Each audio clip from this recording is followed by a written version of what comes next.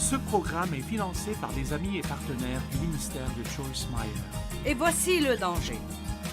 Quand vous attendez depuis longtemps et vous ne sentez pas que quelque chose arrive et il ne semble pas que quelque chose arrive, alors nous sommes très tentés de commencer à nous relâcher.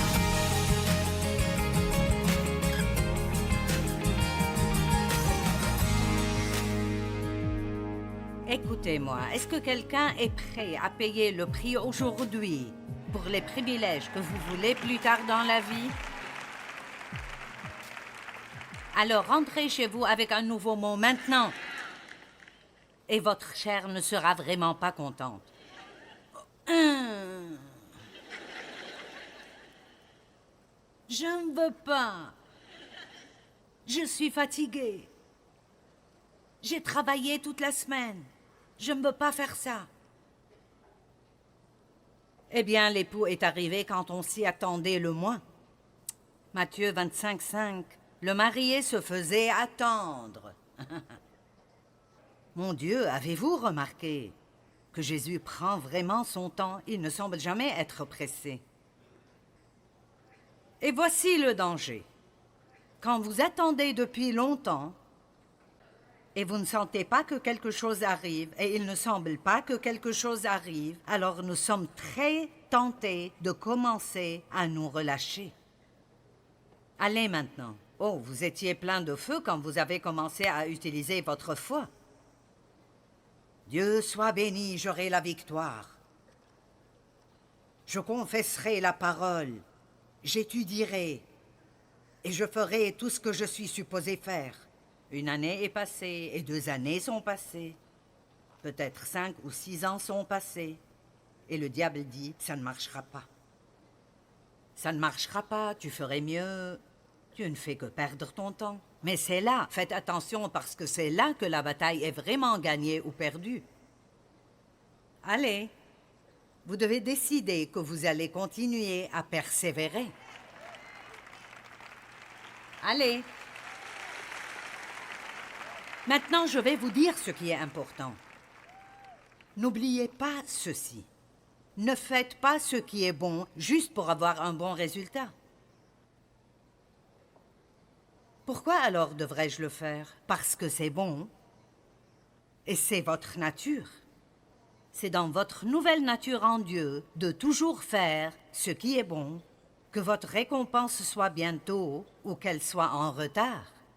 Que lisons-nous dans Hébreux chapitre 11, le chapitre des héros de la foi? Il dit « Tous ceux-là ont cru et ont attendu, mais n'ont pas reçu durant leur vivant, parce que Dieu nous avait en vue et il a remis afin que nous soyons inclus. » Savez-vous ce que la Bible dit? Jésus dit « Quand je reviendrai, qui trouverai-je dans la foi? » Donc s'il revient dans 3 semaines, le dimanche à 10 heures, ne commencez pas maintenant à travailler votre foi. Continuez à la travailler tout le temps.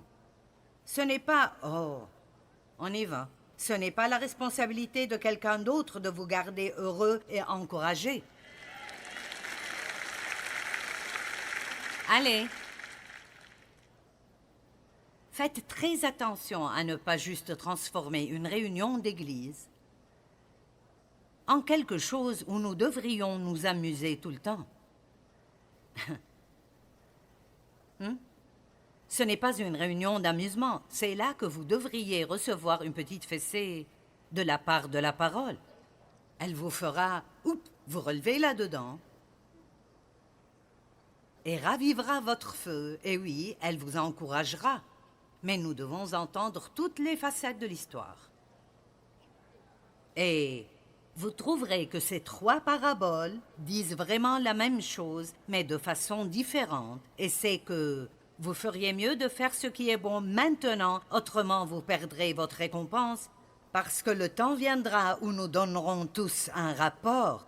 Et ça ne se rapporte pas au salut, mais ça se rapporte à ce que nous avons fait avec ce que Dieu nous a donné. Que faites-vous pour aider quelqu'un d'autre? Oui, vous étiez juste un peu trop silencieux sur ce point. C'est une question que vous devez vous poser. Qu'est-ce que je fais pour aider quelqu'un d'autre?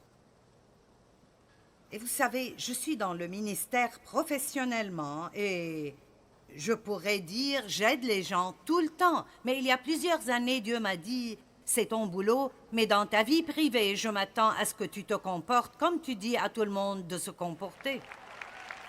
Et donc je prie tous les jours pour que Dieu mette quelqu'un sur mon chemin pour qui je pourrais être une bénédiction. Nous devons arriver au point où nous disons « Je refuse de laisser passer cette journée sans montrer Jésus à quiconque. » Vous n'avez pas besoin de prêcher avec des paroles si vos actions le montrent. Amen. 10 vierges, 5 sages, 5 insensés.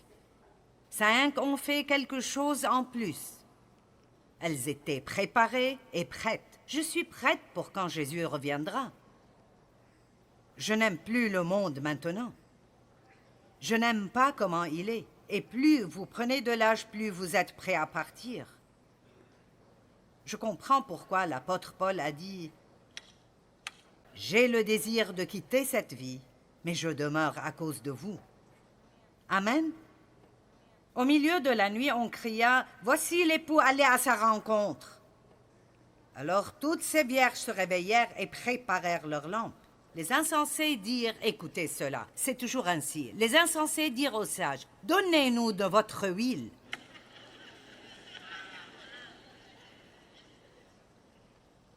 Et n'avons-nous pas beaucoup de cela? Des gens qui ne veulent pas faire ce qu'ils devraient faire, mais ils veulent profiter de ceux qui ont fait ce qu'ils devraient avoir fait.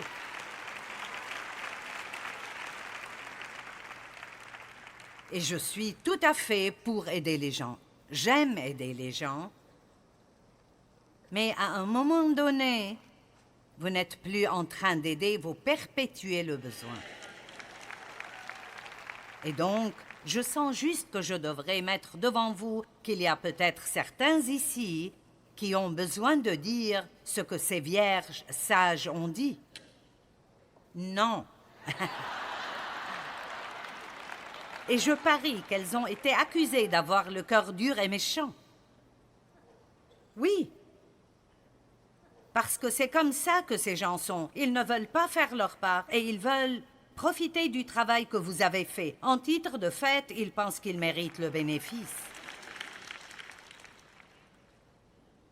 Et donc, si vous leur dites non, ils vous diront « Vous n'êtes pas un bon chrétien ». J'avais un frère, il n'est plus en vie, il avait 9 ans de moins que moi, et il a toujours eu des problèmes de drogue et d'alcool. Il est allé à la guerre du Vietnam. Et ils allaient dans la jungle, et beaucoup des soldats ont commencé à prendre de la drogue. Mais même avant ça, il était juste toujours irresponsable. Et je pense que toute sa vie, il profitait d'une autre femme. Il vivait toujours avec une femme qui prenait soin de lui. Et comme il est devenu plus âgé et sa santé était affectée par la drogue, il a dit qu'il voulait réparer sa vie. Donc nous lui avons envoyé un ticket de bus, nous l'avons ramené. Il était un désastre, ses dents étaient abîmées et il avait une mine terrible. Et donc nous l'avons pris comme projet et nous nous sommes assurés qu'il était né de nouveau et nous l'avons laissé vivre chez nous pendant près de 4 ans. Il s'est vraiment redressé. Nous lui avons fait ses dents et acheté une voiture et il avait de bons habits et il mangeait sainement, il a pris un peu de poids, il a eu une copine. Mais je suis arrivée au point où j'ai senti que la grâce n'était plus là pour qu'il vive sous notre toit. Je ne voulais pas m'occuper de mon frère le reste de ma vie. Je m'occupais déjà de ma mère, de mon père et de ma tante veuve. Et j'aime aider les gens, mais je ne voulais pas passer ma vie entière à m'occuper de personnes qui pourraient et devraient s'occuper d'eux-mêmes. Et c'est là que vous devez écouter Dieu et être prêt à dire non de temps en temps et ne pas vous occuper de si quelqu'un vous juge pour cela. Donc, Nous lui avons dit qu'il était temps pour lui de s'occuper de lui-même. Nous l'avons aidé avec un appartement, mais très vite, il est retourné à la façon dont il vivait avant. Pour faire court, nous ne l'avons pas vu pendant des années et... Donc, il vivait à Arizona avec une autre fille et... Ils avaient tous deux des problèmes de drogue et pas d'argent. Et donc, elle a en fait appelé et elle m'a dit que je devrais ouvrir un compte en banque pour elle et mon frère. Oh oui, et mettre 2000 $ chaque mois dedans. Parce qu'après tout, tu as ce grand ministère et supposément tu aides les gens et c'est ton frère et tu devrais l'aider. Savez-vous ce que j'ai dit? Non.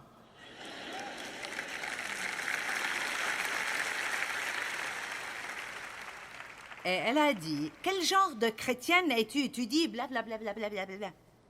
Donc, souvent vous faites la bonne chose et vous serez jugé et critiqué pour cela, mais vous ne faites toujours pas ce qui est le mieux pour l'autre personne si vous la laissez continuellement, éternellement, rester comme elle est. Maintenant, quelqu'un avait besoin d'entendre ça ce matin.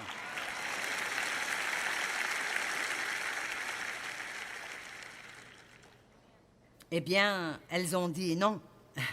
Il n'y en aurait jamais assez pour nous et pour vous. Courez plutôt, vous en achetez chez le marchand. Eh bien, le problème est que... Elles ont manqué l'arrivée de l'époux alors qu'elles faisaient ce qu'elles devraient avoir fait. Allez. Quel est notre mot magique aujourd'hui, maintenant? Combien d'entre vous, avec l'aide de Dieu, essayeront de faire quelques changements sérieux?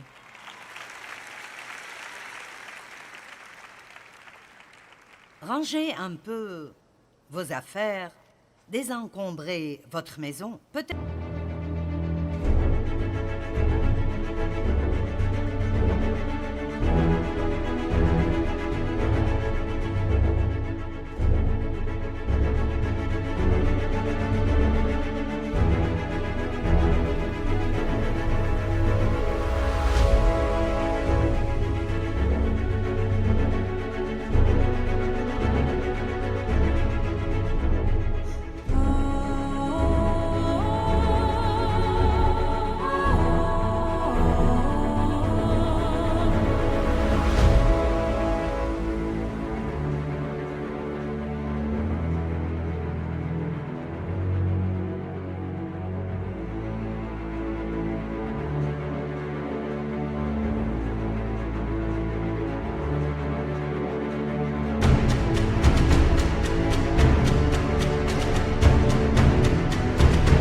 Peut-être que vous êtes perfectionniste et personne ne pourrait trouver un grain de poussière dans votre maison.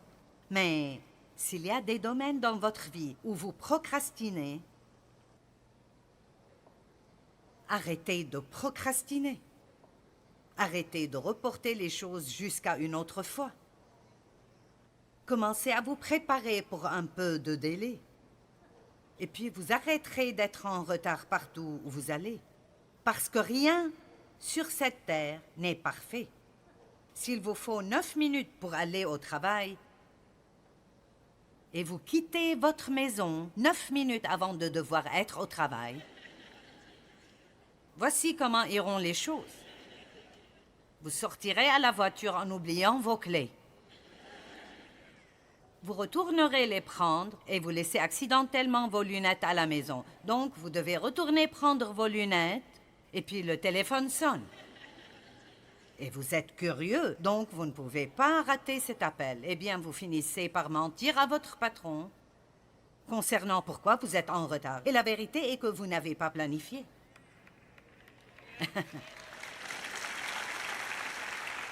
Allez, j'espère que vous m'aimez toujours. Ceux d'entre vous qui sont en retard souvent, m'aimez-vous toujours? D'accord, très bien. Vous savez, je préfère vraiment me tenir ici et vous dire de belles choses.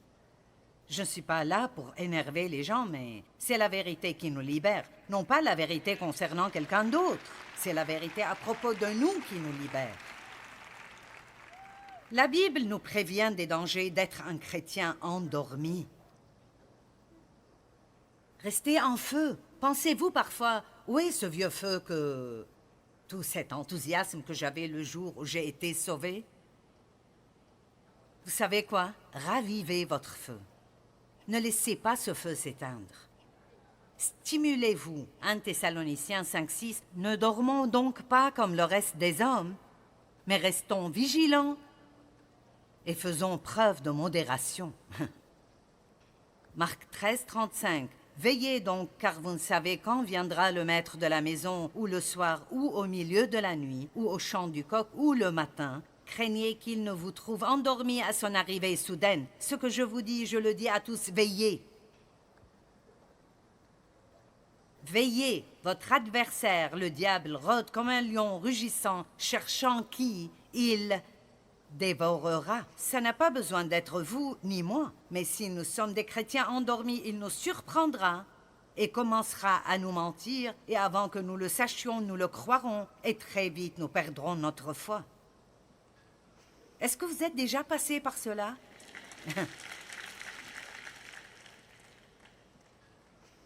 Vous devez être fatigué, vous applaudissez si peu ce matin. Il y a 66 versets dans la Bible concernant l'importance d'être vigilant. 66! Et ça ne veut pas dire de regarder tout le monde pour pouvoir les critiquer. Ça veut dire regarder le monde et réaliser combien nous sommes proches. Ça veut dire regardez-vous et assurez-vous que vous ne tombez pas ou vous ne reculez pas dans des domaines de votre vie.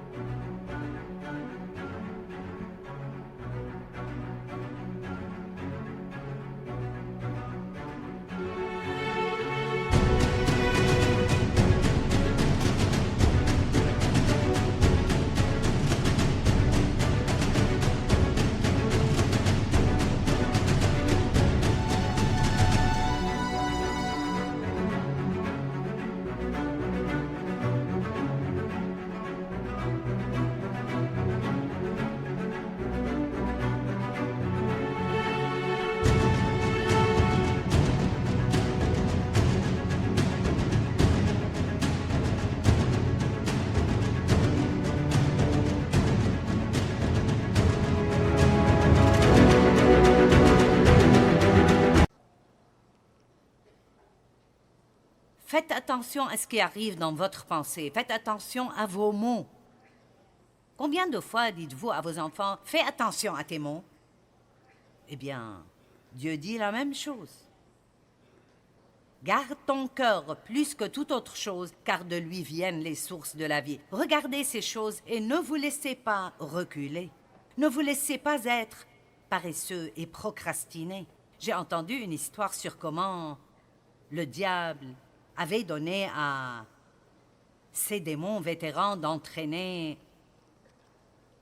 les nouveaux démons à aller dans le monde et tromper les gens et les garder d'être sauvés. Et donc, après qu'ils aient eu du temps pour s'entraîner, et ils ont rappelé pour leur poser des questions, et ils ont demandé au premier « Alors que feras-tu pour tromper les gens ?» Il a dit « Oh, je vais juste leur dire qu'il n'y a pas de Dieu. » Et ils ont répondu « Eh bien, tu en tromperas très peu comme ça, parce que les gens savent par nature que Dieu existe. » Ils ont dit au deuxième « Que diras-tu aux gens? Je leur dirai qu'il n'y a pas d'enfer. » Ils ont répondu « Eh bien, tu en tromperas plus que le premier, mais pas autant qu'il le faut. » Et ils ont dit au troisième « Et toi ?» Il dit « Je leur dirai qu'ils ont beaucoup de temps, reportez ça à plus tard. » Ils ont répondu « Toi, tu récolteras beaucoup d'âmes pour le royaume des ténèbres. » Vous savez quoi? Les bonnes intentions ne sont pas l'obéissance.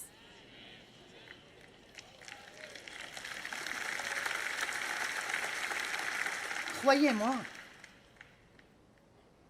je vais arranger les choses. Ma sœur et moi, nous nous disputons depuis 18 ans. Je vais... Quand? plus tard.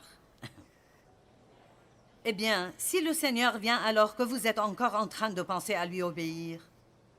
Amen.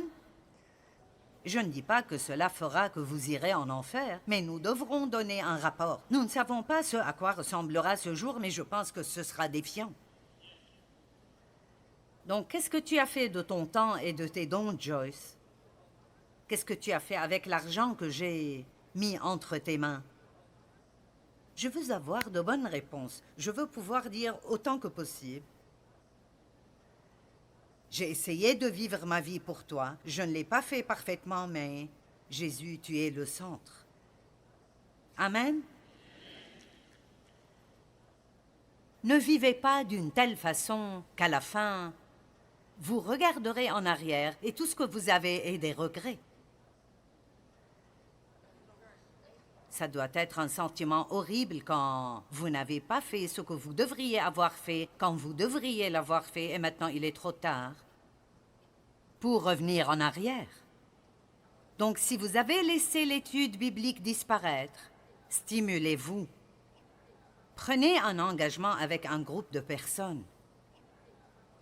Si vous avez commencé à rester chez vous les dimanches plus que vous allez à l'église, pourquoi ne pas vous stimuler et aller régulièrement parce qu'il y a d'autres personnes qui ont besoin que vous priez pour que Dieu vous utilise. Il ne peut pas vous utiliser si vous restez chez vous. Vous devez sortir et rester parmi ces personnes désagréables qui sont à l'église. Amen.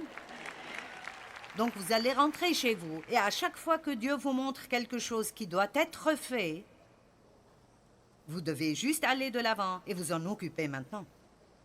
Soyez une personne de maintenant. Vous serez prêts quand le Seigneur reviendra. Elles étaient choquées quand la porte a été fermée et elles ne pouvaient pas entrer. Et Jésus a dit quelque chose de très intéressant. Il a dit « Je ne vous connais pas. Je ne vous connais pas. » Beaucoup de personnes vont à l'église tout le temps et pensent que c'est tout ce qu'il faut pour être un chrétien. La Bible ne dit pas « Quand vous êtes né de nouveau, vous devez aller à l'église. »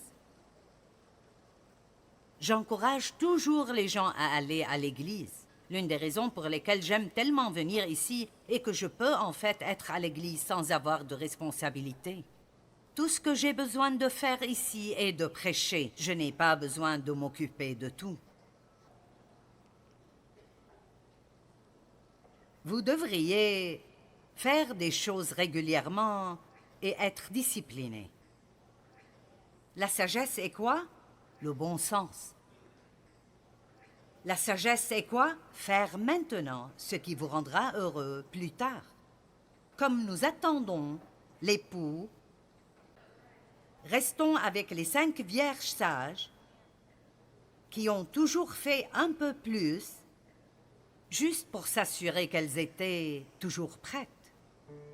Père, nous te remercions pour la parole aujourd'hui et je prie pour que s'il y a quelqu'un ici qui ne te connaît pas, que maintenant il mette sa vie entre tes mains. Si vous êtes là ce matin et vous n'avez pas reçu Christ comme votre sauveur, ou une meilleure façon de le dire est, si vous n'avez pas donné votre vie à Christ, vous n'avez pas besoin de vous rendre meilleur pour que Jésus vous veuille. Il vous veut maintenant. Si vous êtes là ce matin et vous dites « Je veux faire de Jésus le Seigneur de ma vie, je veux le recevoir, je veux être un chrétien, un disciple de Christ », levez la main pour que je vous voie.